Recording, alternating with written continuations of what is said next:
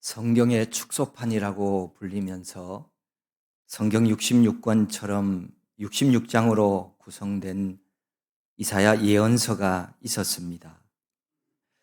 그 다음에 있는 두 번째 예언서 책이 예레미야서입니다.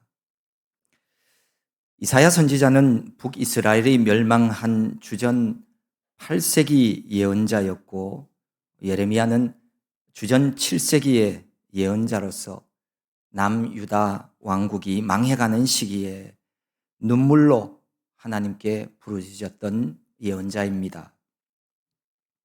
주전 8세기, 출세기 7세기 이렇게 주전이라고 하는 말을 하는데, 이 주전은 주님이 오시기 전이라고 하는 말의 줄인 말입니다. 흔히 우리가 영어로 BC, Before Christ라고 하는 영어 이니셜로 나타내는 이 시기를 우리말로는 주전이라고 말합니다. 예수님이 오신 이후의 시기를 AD라고 해서 주후라고 말하기도 하죠. 이 주전을 기원전이라고 하는 용어로도 사용합니다. 이 세상 역사의 한가운데 기원이 바로 예수 그리스도가 오신 사건이었습니다. 그래서 예수님께서 이 세상에 탄생하시기 전을 기원전이라고 하고, 예수님 탄생 후의 역사를 기원후라고 이야기를 합니다. 하나님의 아들 독생자 예수 그리스도의 탄생은 설화도 소설도 신화도 아닙니다. 그것은 역사 속의 하나의 사건이었습니다. 여기 있는 저와 여러분의 이 세상에 태어난 생일이 있듯이 예수님도 이 땅에 오신 날짜가 있지요. 그것이 바로 기원입니다. 구약 성경에 나와 있는 이 예언자를 분류할 때 문서 예언자와 문서 예언자 이전의 예언자, 그렇게 보통 나눕니다. 그리고 이 문서 예언자라고 하는 이 이야기는 자기 이름으로 된 책이 있는 예언자를 문서 예언자라고 하고, 문서 예언자 이전의 예언자라고 하는 것은 자기 이름으로 된 책이 없는 예언자를 문서 예언자 이전의 예언자다, 이렇게 일괄적으로 이야기를 합니다. 그리고 여기 또 문서 예언자를 시대 순에 따라서 네 부분으로 이렇게 나눕니다. 구약시대 이스라엘 백성들에게 있어서 중요한 시기가 기원전 8세기, 그리고 기원전 7세기, 그리고 북과 남유다가 다 멸망한 뒤에 이들이 바벨론으로 포로로 끌려가죠. 그래서 포로기라고 하는 시기가 있고, 그 포로로 끌려간 백성들이 하나님의 약속대로 시간이 차고 회개했을 때 다시 예루살렘으로 돌아오죠. 그래서 포로기 이후라고 하는 네 시대 등분으로 나누어지고, 예언자들도 보통 그렇게 나누어집니다. 주전 8세기의 예언자들은 우리가 지난 시간까지 함께 했던 이사야 선지자를 비롯해서 아모스, 호세아, 미가 선지자가 여기에 속하고요. 주전 7세기의 예언자는 우리가 오늘 보는 예레미야를 비롯해서 스바냐, 나훔, 하박국 선지자가 여기에 속합니다. 그리고 포로기 시대의 예언자는 에스겔과 오바댜가 있고요. 포로기 이후의 예언자는 학개, 스가랴, 요엘, 요나, 말라기 선지자들이 바로 여기에 속합니다. 주전 7세기에는 북왕국 이스라엘이 이미 아수르 제국에 의해서 멸망을 당한 뒤였죠. 그리고 남왕국 유다만이 겨우 그 나라의 명맥을 유지하고 있는 그런 때였습니다. 북왕국 이스라엘을 멸망시킨 아수르, 역사책에는 아시리아라고도 표시가 되어지는 이 아수르는 주전 8세기 이후에 669년부터 630년 그 어간에 가장 흥왕한 시기를 보내게 되어집니다. 하지만 주전 630년경 이 아시리아는 내란을 거듭하면서 세력이 급격하게 약화가 되어집니다. 이때를 틈타서 새로운 강국 바벨로니아, 이 바벨론이 등장을 하게 되어집니다. 이러한 혼란한 때에 남왕국 유다는 급격하게 타락하여서 하나님이 보시기에 죄악을 밥 먹듯이 했습니다. 우상을 숭배하면서 하나님의 심판을 자초하고 있었습니다. 여호아하스, 여호야긴, 시드기야 왕 이 시대까지 바벨론의 침공은 계속되었습니다. 바로 이 시대에 예레미야가 예언 활동을 감당하고 있었습니다. 이렇게 나라의 국운이 기울어 가던 무렵 남유다의 마지막 왕 시드기야 제4년 다섯째 달 성전에서 제사장들과 모든 백성들이 지켜보는 가운데 설전이 벌어졌습니다. 시드기야 왕 제4년이면 연대로는 BC 593년이었습니다. 남왕국 유다가 멸망한 때가 BC 586년이니까 남왕국 유다가 멸망하기 7년 전에 있었던 일입니다. 선지자 하나냐와 선지자 예레미야가 한치의 양보도 없이 아주 팽팽하게 대립하고 있습니다. 베냐민 땅 기브온 출신의 이 하나냐는 자칭 선지자로서 자신이 하나님과 교통하고 있고 그래서 그 하나님께로부터 계시를 받았다고 주장을 하였습니다. 물론 이 말은 거짓말입니다. 그가 기브온 출신인 것으로 보아서 아마 그는 제사장 계열의 사람이었던 것으로 보여집니다. 하나냐는 바벨론에게 항복하는 것이 하나님의 뜻이라고 권고하는 이 예레미야의 예언과 반대되는 예언을 합니다. 하나님이 주신 말씀이라고 주장하는 하나냐의 예언 내용은 두 해가 되기 전에 바벨론의 멍에가 꺾여진다는 것입니다. 빼앗겼던 성전의 기구들과 물건들이 왕과 함께 포로들이 함께 다시 예루살렘으로 돌아오게 될 것이라고 하는 주장이었습니다. 포로로 잡혀 바벨론으로 끌려간 왕이 돌아올 것이라고 하는 이 하나냐의 예언은 남유다 많은 사람들이 정말로 바라던 그런 희망사항이었습니다. 그래서 하나냐가 하는 말은 당시 백성들에게 기쁨과 위안이 되기도 했습니다. 백성들 중에는 여전히 바벨론에 잡혀간 왕을 합법적인 통치자로 여기고 있었기 때문입니다. 바벨론 성문에서 발견된 고고학 문헌 중에는 당시 바벨론의 기름 수납 영수 중에 여호야긴이 유다의 왕으로 언급되고 있기도 했다고 합니다. 그러나 하나냐가 말한 내용들은 참 예언은 아니었습니다. 하나님의 뜻이 아니었습니다. 하나님의 뜻은 선지자 예레미야에게 임하셨습니다.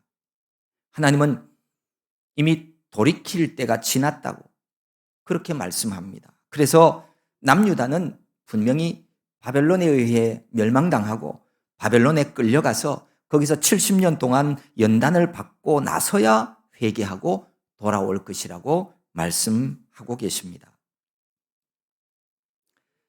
거짓 선지자 하나냐가 하는 말을 다 들은 예레미야는 이렇게 말합니다. 아멘, 여호와는 이같이 하옵소서. 아멘이라고 하는 말은 우리가 잘 알고 있는 것처럼 그렇게 되기를 바란다는 뜻입니다. 우리가 하나님께 기도한 후에 아멘이라고 말해야 하는 이유는 그것 자체도 기도이지만 내가 기도한 내용을 하나님께서 이루어 주실 것을 고대하고 믿는다는 말이죠. 예레미야도 자기 나라를 사랑하는 한 백성으로서 하나냐의 예언 내용대로 되기를 진정으로 바랐을 것입니다. 빼앗긴 성전 기구들이나 바벨론에 잡혀간 사람들이 돌아오기를 왜 원하지 않았겠습니까? 하지만 예레미야는 하나냐의 예언이 사실이 아니라고 하는 것을 잘 알고 있었습니다. 예레미야라고 해서 백성들이 듣기 좋아하는 축복의 메시지를 전하고 싶은 마음이 왜 없었겠습니까? 그런 마음 간절했지만 하나님의 말씀은 그게 아니었어요. 자신에게 주신 하나님의 말씀은 그것이 아니라고 하는 것을 알고 있었기에 하나님께 불순종할 수가 없었습니다. 하나냐 같은 사람들이 말하는 그 듣기 좋은 축복의 예언은 백성들의 인기에 편승하려고 하는 달콤한 속임수에 불과한 아주 헛된 일이었습니다. 오늘날에도 종교 지도자이건 정치 지도자이건 하나님의 뜻과는 상관없이 사람들로부터 인기몰이와 인간적인 야망을 위해서 거짓말을 하는 사람들이 있습니다. 누가 사탕 발림으로 사람들의 마음을 빼앗으려고 하는지, 누가 먼 미래를 진짜 준비하는 사람인지, 힘이 들어도 좁은 길, 생명길로 인도하는 지도자가 누구인지를 판단하고 판명하는 것은 모두가 다 백성들이 해야 하는 몫입니다. 각자가 좌우로 치우치지 않고 균형을 잡고 있으면서 분별해야만 하는 일입니다. 사실 사람에게는 앞일을 내다보는 예지 능력은 없습니다. 그래서 성경에 있는 말씀처럼 내게 능력 주시는 자 안에서 할 수 있는 일입니다. 누가 거짓이고 참인지 구별하는 일은 전적으로 하나님의 영인 성령의 도우심으로 깨어 기도하는 자만이 분별할 수 있는 일입니다. 기도하는 사람만이 하나님의 뜻을 분별할 수 있습니다. 사실 많은 사람들은 얼마나 많은 사람들이 착각하며 살아가고 있는지 몰라요. 자기가 거기에 대해서 뭘 좀 안다고, 좀 지식이 있다고, 내가 좀 뭘 경험했다고, 경험이 있다고 해서 자신의 선택과 자신의 행동을 정당화합니다. 그것이 옳다라고 여깁니다. 하지만 하나님이 주신 하루 24시간 시간 중에 정해진 장소와 정해진 시간에 기도하지 않는 사람들, 그 모든 지식이나 정보는 다 무용지물입니다. 기도하는 시간 없으면 성령 하나님의 인도함은 받을 수 없습니다. 우리가 읽은 본문 앞장인 27장에 보면 하나냐가 아닌 다른 거짓 선지자들이 오늘 이 하나냐처럼 똑같이 그렇게 예레미야가 예언하고 있는 예언을 반대하면서 아니라고, 그들이 다 돌아올 것이라고, 빼앗겼던 기구들 하나냐가 얘기하는 것처럼 다 다시 돌아올 거라고 그렇게 예언했을 때 이 예레미야가 그들을 향해서 한 얘기가 있어요. 정말로 그 기구들이 다시 빼앗겼던 것이 다시 되찾고 포로로 갔던 잡혀갔던 사람들이 돌아오기를 원한다면 기도해야 될 거 아니냐 라고 얘기합니다. 무슨 얘기입니까? 거짓 예언자들, 거짓말하는 사람들은 무슨 말이든지 다 할 수 있어요. 그런데 안 하는 것 한 가지가 있어요. 기도 안 해요. 기도하지 않습니다. 그것이 참과 거짓을 구분하는 기준이 되는 거죠. 하나냐와 예레미야가 맞서고 있는 이 당시에는 참 선지자가 누구이고 거짓 선지자가 누구인지 사실 사람들이 알아보기는 어려웠어요. 두 사람 모두 다 하나님의 이름을 빌어 말하였기에 예레미야의 말만을 옳은 것으로 받아들일 만한 눈에 보이는 증거는 없었습니다.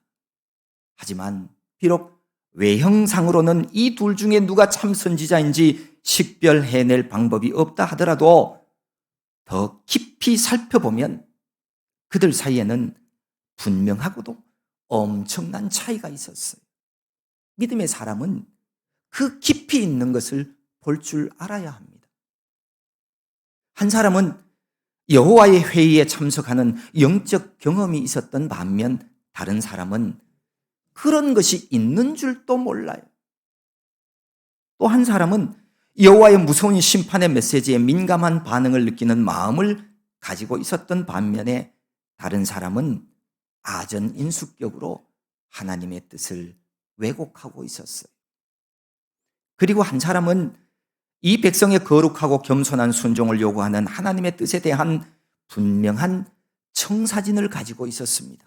하지만 다른 사람은 이스라엘의 선민으로서의 특권, 그 특권만 내세웠지 그 특권을 가지기 위한 책임과 의무에 대해서는 전혀 무지했습니다.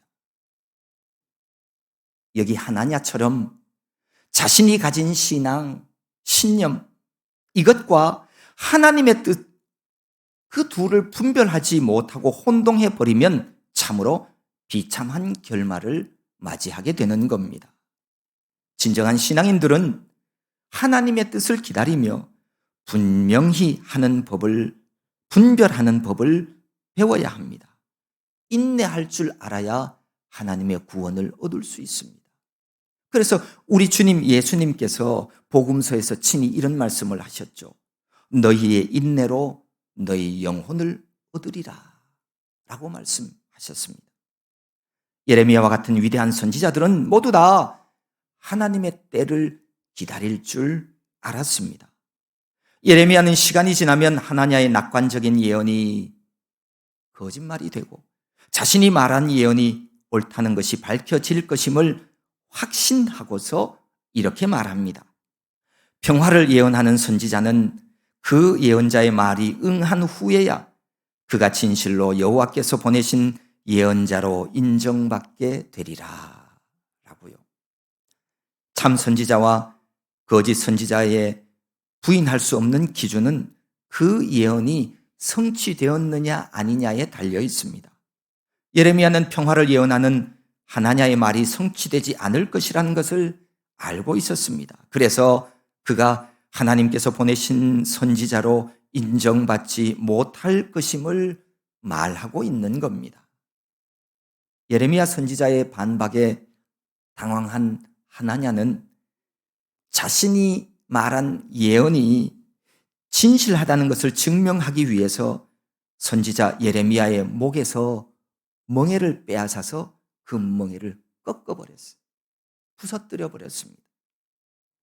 예레미야의 멍에는 유다 백성들의 포로 생활을 뜻하는 상징적인 것이었기에 그것을 꺾는 행동을 통해서 유다가 회복되리라고 하는 자신의 메시지를 사람들에게 알리려고 했던 것입니다. 이 예레미야의 목에서 멍에를 꺾은 하나냐는 하나님께서 이렇게 말씀하셨다고 하면서 사람들에게 말합니다. 내가 2년 안에 모든 민족의 목에서 바벨론의 왕 느부갓네살의 멍에를 이와 같이 꺾어 버리리라. 하나님은 예레미야에게 70년간 유다 나라가 바벨론의 지배하에 있게 될 것이라는 말씀을 분명히 하셨어요. 하나냐는 예레미야의 예언을 정면으로 공격하기 위해서 자신도 2년이라고 하는 구체적인 숫자, 기간까지 거짓말로 제시를 하는 겁니다.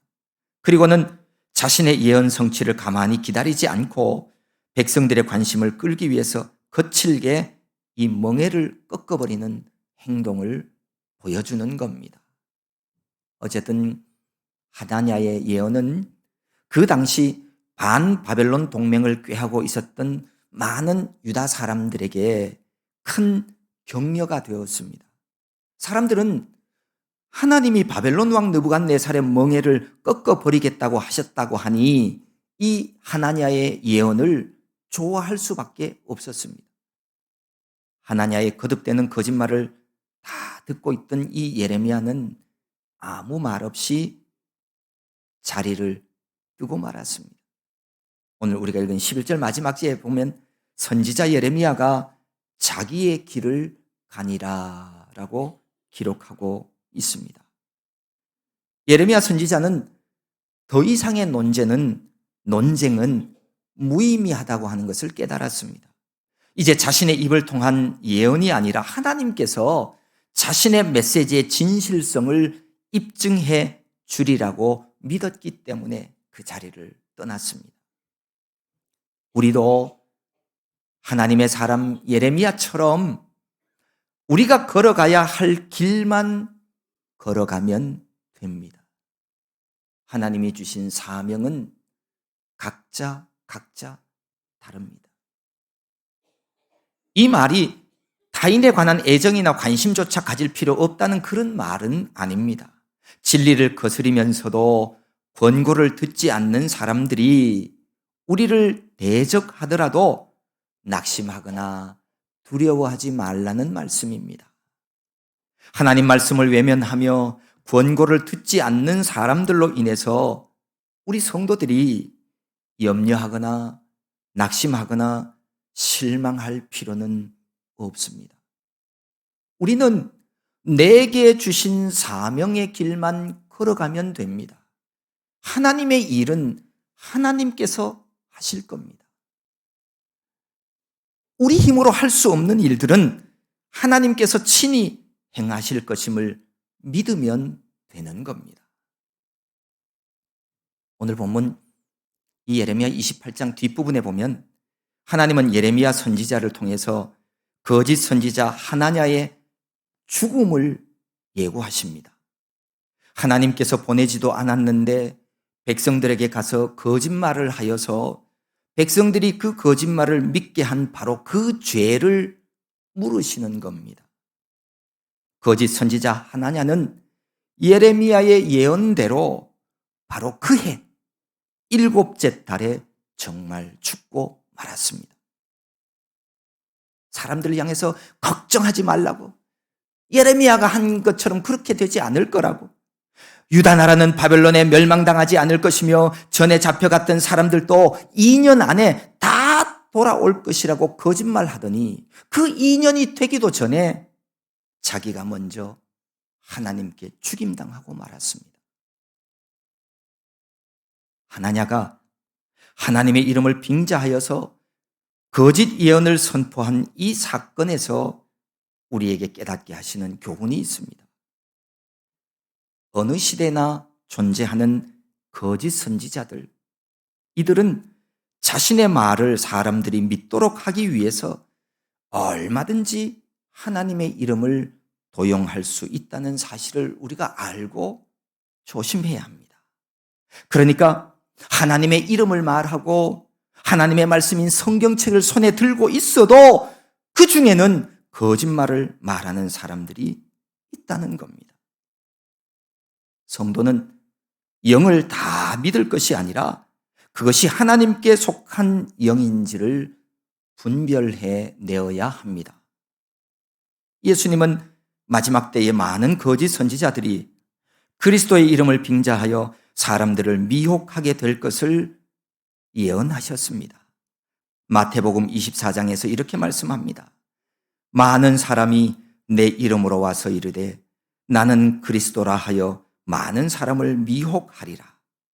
거짓 그리스도들과 거짓 선지자들이 일어나 큰 표적과 기사를 보여 할 수만 있으면 택하신 자들도 미혹하리라.